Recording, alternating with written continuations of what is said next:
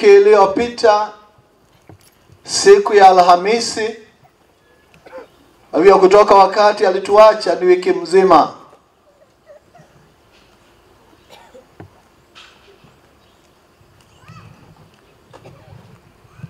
Kwa ukweli mpaka sasa hatujajua kiini cha vile yeye alituacha.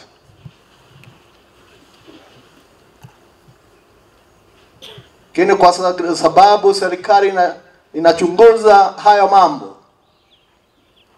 hivi karibuni tutaambiwa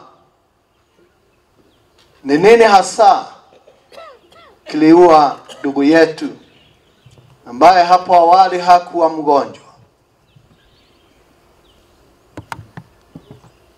Kwetu sisi siku hii ya leo, kwa imani kuu, imani kwa Mungu, tunamzidikisha ndugu yetu akirudi kwa Baba. Kwa hivyo ibada yetu tunatoa kwa imani.